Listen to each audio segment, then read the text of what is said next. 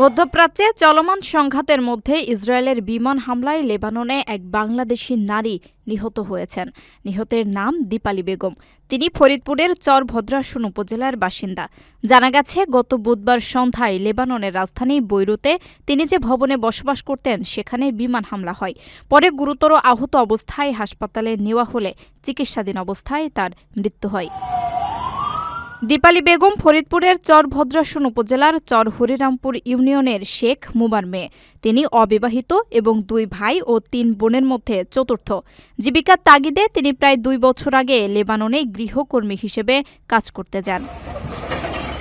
নিহতের ছোট বোন লাইজু বেগম জানান, ঘটনার দিন সকালে শেষবারের মতো পরিবারের সঙ্গে কথা হয়েছিল তার। যুদ্ধ পরিস্থিতির কারণে তিনি আগের কাজের এলাকা ছেড়ে বৈরুতে চলে আসেন। পরে ওই ভবনে তার মালিকের পরিবারসহ অবস্থানকালে হামলার শিকার হন এবং তিনি ও আরও কয়েকজন নিহত হন। প্রবাসীদের জন্য নির্মাণ হচ্ছে দেশের প্রথম স্মার্ট সিটি, যেখানে থাকছে স্কুল, মসজিদ, হাসপাতাল, সুইমিং পুল, হেলিপ্যাড, পাঠাগার, জিম, সুপারমার্কেট, শিশু পার্ক সহ সকল নাগরিক সুবিধা। মাত্র 30 লাখ টাকা বিনিয়োগে মিলছে আকর্ষণীয় ফ্ল্যাট। প্লাটিনাম ইনভেস্টরদের জন্য ঢাকা বিমানবন্দরে ভিআইপি প্রোটোকল সুবিধা। বিস্তারিত জানতে যোগাযোগ করুন স্ক্রিনে দেয়া হোয়াটসঅ্যাপ অথবা ইমো নাম্বারে।